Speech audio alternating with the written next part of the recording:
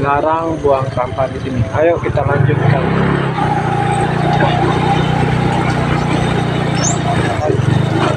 Masuk ke lapangan rahasia. Ya kan nih kalau satu tangan. Tarik dulu. Tali. Ada kecelakaan sedikit. Sekarang lagi turun, saudara-saudara.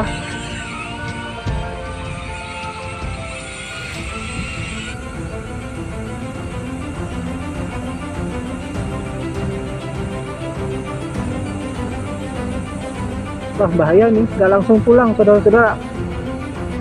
Tinggi sekali.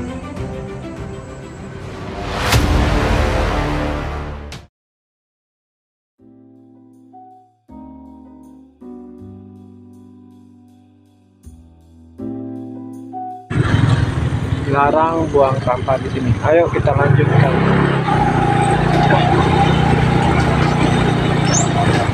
Jadi kita masuk ke lapangan rahasia. Jaga becek, satu tangan. Nah, susah ya naik motornya.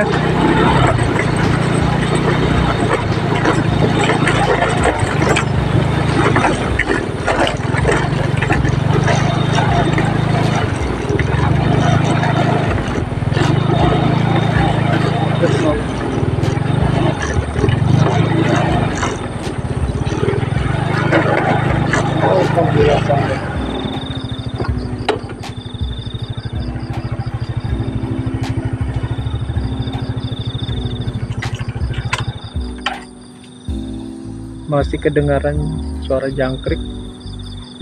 Kelihatan gunung sana.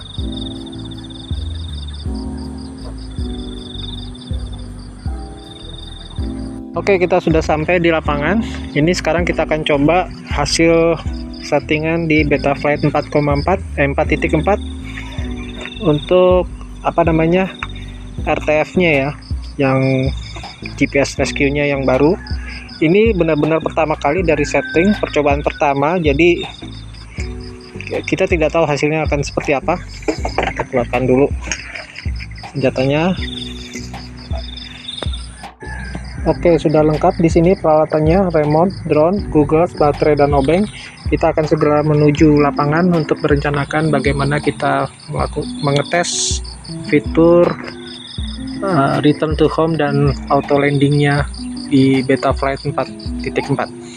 Oke, karena jarak pengetesan GPS rescue atau failsafe ini minimal 30 meter baru bisa diaktifkan, dan lapangan juga terbatas ukurannya dan kita tidak punya halaman atau lapangannya cukup luas, maka kita harus mengakali bagaimana caranya pengetesan ini.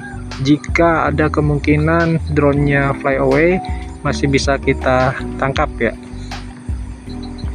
Jadi rencananya tempat mulai take off-nya adalah dekat sini, dekat gawang,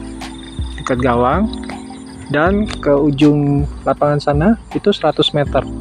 Kalau kita mulai dari tengah, maka kita akan dapat radius keliling sekitar 50 meter, atau kalau kanan kirinya saya lupa ukuran lapangan sepak bola berapa ya, 40 ya. Kalau misalnya 40 berarti 20 ke kiri, 20 ke kanan. Kurang efektif menurut saya. Jadi maka drone akan saya letakkan di dekat gawang, tapi saya akan berdiri di tengah lapangan. Jadi setelah full GPS-nya terbang, saya arahkan ke arah gawang yang sana. Nah, sampai di tengah lapangan nanti kan jaraknya adalah 50 meter, dan kita sudah kita berdiri dekat dengan drone, jadi kita bisa lihat dia ke arah mana. Jadi seolah drone itu tepat di atas kita ya. Nah, setelah itu baru kita aktifkan GPS rescue. Maka kalau normal dia harusnya akan kembali dari tengah lapangan ke sini lagi. Kita bisa lihat kalau gejalanya normal, dia menjauhi kita kembali ke gawang tujuan, maka kemungkinan besar GPS rescue berhasil.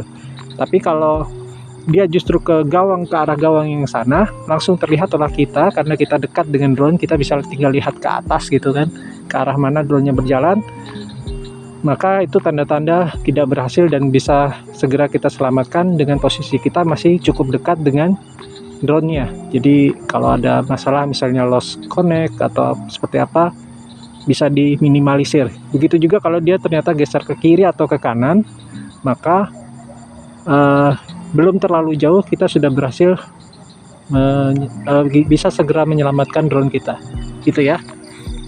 Dan satu lagi saya lupa, plan kedua adalah drone ini saya gunakan tidak pakai fix ketinggian. Jadi kalau biasanya orang pada setting di ketinggian 20, 30 sampai 50 meter untuk jalan kembalinya gitu ya. Kalau saya setting pada ketinggian maksimum saat drone terbang. Jadi kalau misalnya terbangnya hanya sekitar 2 meter, maka dia waktu naik lagi paling harusnya sih sekitar 2 meter juga, tapi nggak begitu. Ternyata di Betaflight, dari info yang saya dapat, di setting selalu 10 meter lebih tinggi dari ketinggian maksimum yang saat drone itu terbang. Jadi kalau ketinggiannya 2 meter kita terbangkan, ya setinggi gawang lah ya, setinggi gawang kita terbangkan, maka saat GPS rescue-nya aktif, dia akan naik dulu sekitar 10 meter. Jadi 2 tambah 10, 12 meter untuk perjalanan pulang.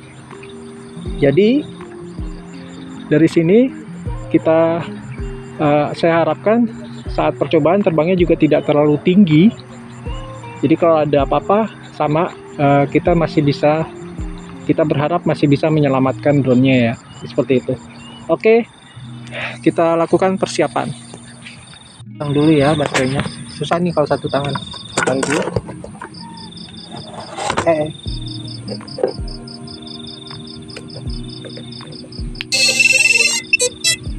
Oke, sudah kepasang. Kita pastikan remote sudah nyambung. Google sudah terlihat ya. Nah, kita pastikan dia masih pit mode. Tandanya pit mode apa? Ini kalau dekat dia aktif, kalau ini gerak dikit langsung kresek-kresek. Artinya ini masih di pit mode, jadi nggak panas sambil nunggu sinyal GPS ya. Karena sekarang masih 0. Saya bawa dulu ke lapangan. Tali. Kita taruh di depan gawang ya.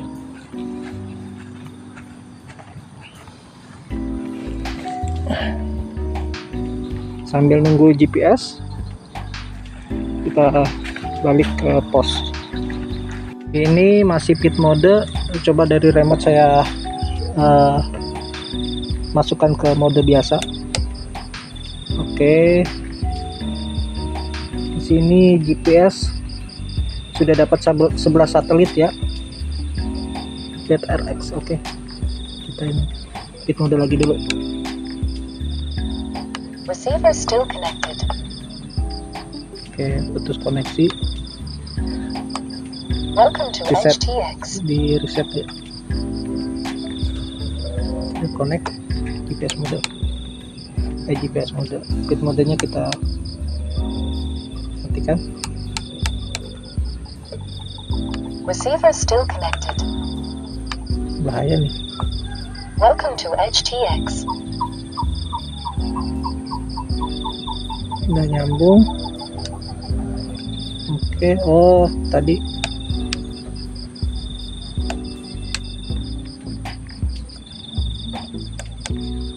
oke, udah arming ya. Oke, sip, kita langsung ke lapangan ya. Ada kecelakaan sedikit, saya lupa bawa SD card, jadi tidak bisa direkam di Google-nya. Jadi saya taruh aja di rumput untuk melihat sebentar.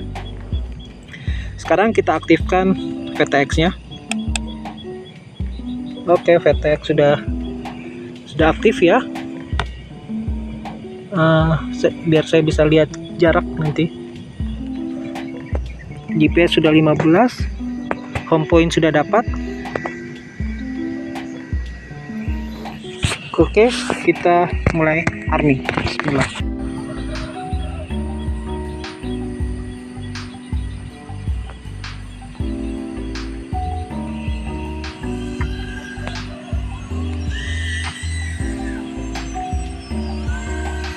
Ini drone-nya udah terbang ke arah kita. Saya lihat di sini jaraknya sudah 40 meter, maka kita bisa coba tes GPS rescue-nya ya. Dia naik 10 meter ke atas, dia terbang ke arah kembali. Oke. Kita ikutin ya ke arah mana. Berarti dia udah sesuai dengan yang kita setting, bener. Begitu GPS rescue diaktifkan, dia naik 10 meter ke atas.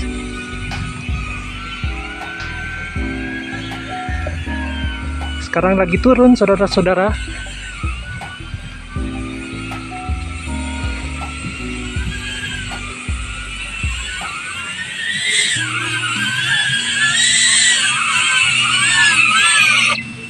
Oh, oke, mantap. Jaraknya sekitar, kita hitung ya berapa langkah. 1, 2, 3, 4, 5. Sekitar 5 meter ya dari posisi take off. Cukup mengesankan. Ini pertama kali kita coba dan alhamdulillah langsung berhasil. Kita bisa coba untuk yang kedua kali ya. Tes lagi ya. Oke, saya aktifkan lagi ya. Nah, GTX sudah diaktifkan kembali. Ini saya rekam HP langsung ke Google ya. Oke, take off.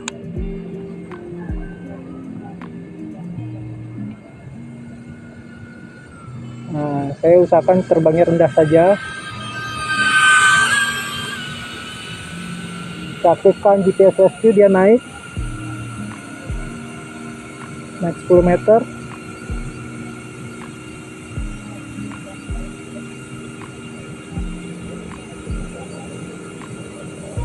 Wah, bahaya nih, nggak langsung pulang saudara-saudara.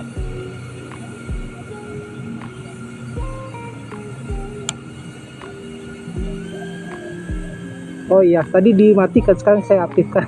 Kebalik Google-nya. Dia naik, lagi cari jalan pulang. Saya coba ya waktu file save pakai Google pakai ini, saya coba gerakin ke kiri ke kanan, bisa nggak respon ya. Kalau sudah pakai file save mode, dia akan turun. Coba kalau pas turun ini saya matikan file save modenya sebentar. 2, 3, saya matikan file save modenya, terus saya kendalikan lagi.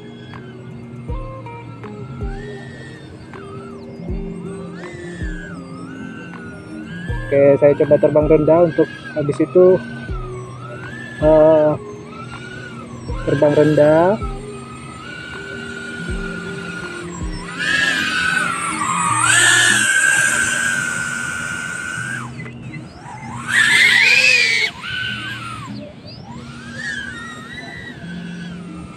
File save-nya akan saya aktifkan. 1, 2, 3. 1,5 detik, dia langsung naik 10 meter. Oh, sorry, bukan 10 meter. Maksimum ketinggian terakhir selama terbang ya. Tinggi sekali. Nggak apa-apa. Saya close sini sinyalnya. Tapi dia ke arah yang benar. Dia turun sekarang. Kencang banget turunnya. Oke, mulai ngerem. Saya khawatir dia kena di pohon nih. Matikan ya.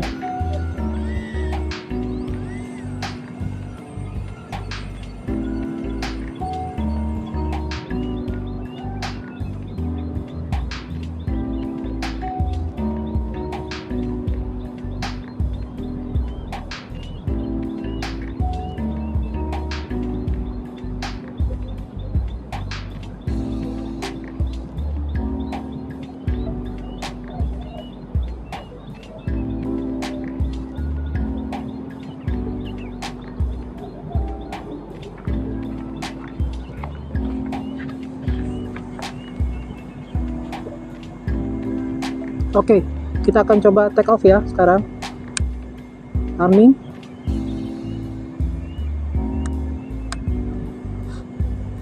Gas. Saya mau coba terbang rendah biar baliknya. Oke, udah melewati. Sekarang saya aktifkan save mode-nya, file save-nya.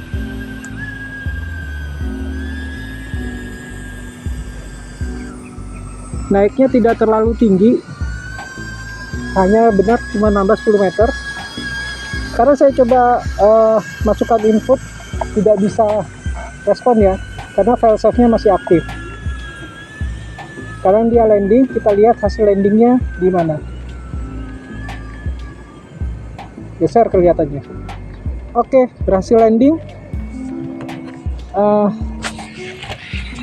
Kita lihat jaraknya berapa jauh dari tempat take off.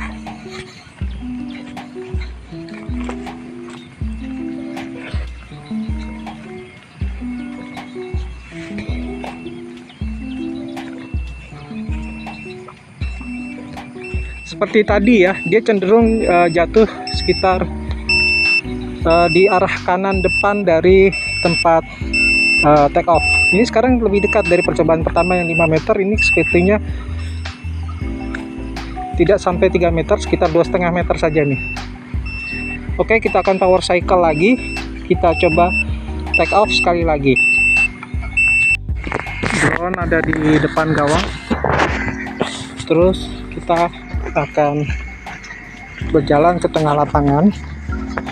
Jadi begitu drone-nya sampai di kita, baru kita aktifkan file save-nya.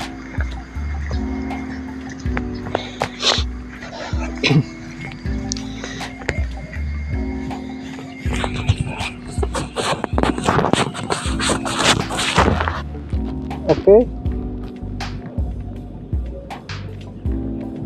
Sudah siap semua. File save dimatikan. Angle mode, arming. Arming. Naik. Terbang dia. Oke. Melewati kita. Saya aktifkan file save-nya. Sudah, taruh ya. Kalian bungut. Itu dia lagi mau pulang. Saya tidak pegang ya.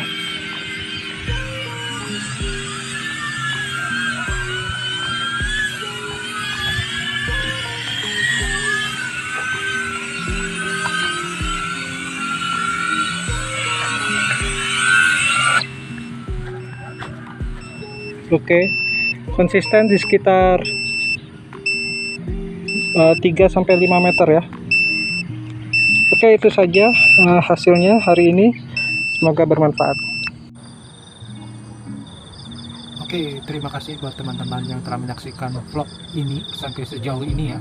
Vlog tentang pengetesan pertama kali GPS Rescue di Betaflight 4.4. Jadi ada beberapa poin yang bisa kita ambil untuk GPS Rescue ini. Yang pertama adalah GPS Rescue ini baru bisa bekerja pada jarak minimal 30 meter dari home point. Kemudian untuk poin kedua, GPS Rescue ini terdiri dari 2 stage. Stage pertama yaitu mode failsafe itu sendiri. Setelah beberapa saat tidak terjadi recovery, maka akan masuk ke tahap berikutnya yaitu stage 2, di mana GPS Rescue ini ada di dalam stage 2. Stage 2 sendiri sebenarnya ada 3 pilihan, yaitu drop, jadi dia langsung jatuh begitu saja. Pilihan kedua adalah landing, jadi jika failsafe gagal sampai waktu tertentu tidak terjadi recovery, maka dia akan turun pelan-pelan gitu. Nah, yang ketiga adalah GPS Rescue. Jadi kalau drone-nya dilengkapi GPS, maka dia akan mencoba kembali dulu ke home point, baru setelah itu landing. Nah, untuk penjelasan lebih detailnya mungkin akan kita bahas pada video lain yang membahas bagaimana konfigurasi Betaflight yang dipakai pada percobaan kali ini ya, seperti itu. Oke, kita lanjut ke poin ketiga. biasanya drone itu kalau pulang untuk mode GPS rescue, dia akan naik dulu tuh beberapa meter sesuai dengan setting yang ditentukan oleh pilotnya di sebelum terbang, atau kalau kita pakai drone FPV ini di beta flight biasanya bisa ditentukan nih tingginya berapa baru pulang. Ketinggian ini biasanya kita tentukan ketinggian aman sehingga saat kembali dia tidak menabrak obstacle apapun, misalnya pohon, gedung, tiang listrik dan sejenisnya. Nah, mode ini biasanya disebut dengan mode ketinggian tetap atau fixed height.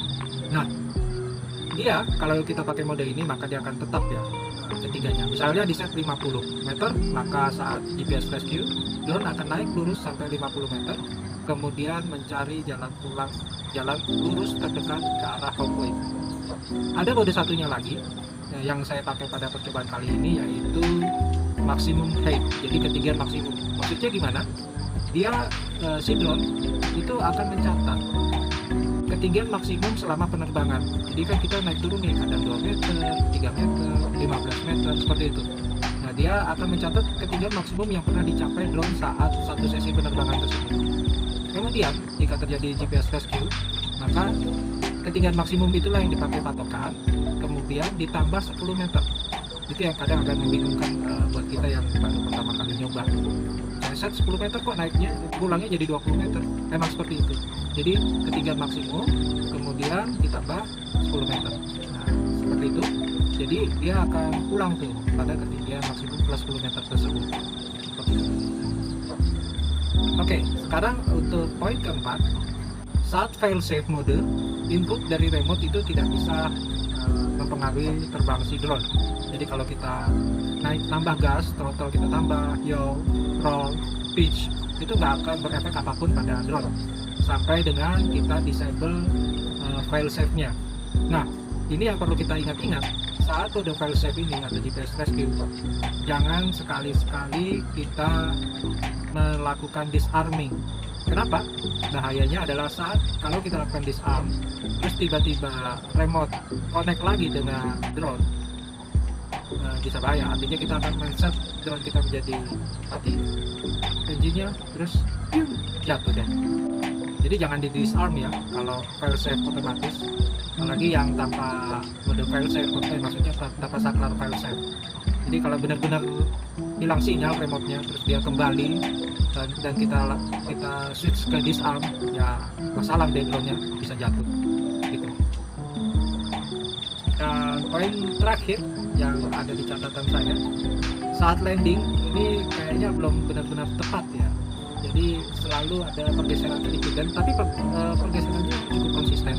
Kalau di saya itu ke arah apa ini? Ke arah, sepertinya ke arah utara ya, ke arah utara dan timur dikit. Jadi mungkin bisa dibilang ke arah timur laut, ke arah timur laut, atau kalau dari sisi waktu terbang tadi ke arah kanan depan gitu, ke arah kanan depan dari titik home point awal waktu berangkat. Bergesernya bervariasi dari tadi coba kalau nggak salah 3 atau 4 percobaan tadi itu bergesernya bervariasi antara 2 sampai 5 meter dari jarak sekitar. Oh iya, tambahin satu lagi, fail safe ini memang fitur yang sudah ada lama ya di Honda. Namanya juga fail safe, jadi kalau ada yang fail tetap safe, tetap selamat. Nah, fail safe ini bisa di-trigger oleh 2 macam keadaan, minimal 2 macam keadaan. Ini maksudnya kelompok besar. Pertama, kita sengaja dengan switch, jadi di remote itu kita bisa switch untuk fail safe, atau memang benar-benar keadaan di mana let's say remote tidak bisa connect, hilang sinyal ke drone. Nah, situ fail safe akan bekerja. Dan ada poin satu lagi, tambahan satu lagi. Jadi kalau kita lihat di mode di beta flight itu ada 2 pilihan. Kita bisa langsung pilih fail safe di switch, atau bisa juga dengan langsung GPS rescue. Ada bedanya mana sih? Nah, fail safe itu kan di stage pertama tadi. Stage pertama. Jadi kalau kita pakai switch untuk fail safe yang kita pakai, maka dia masuk stage pertama dulu. Stage pertama tidak berhasil recovery, maka dia masuk ke stage kedua, yaitu GPS rescue. Atau kalau di switch itu kita langsung setting dengan mengaktifkan GPS rescue, berarti dia tidak melalui fail safe lagi, dia langsung begitu switch di switch GPS Rescue di remote kita aktifkan, maka dia langsung ke mode GPS Rescue. Itu saja catatan saya. Mudah-mudahan berguna buat teman-teman semua.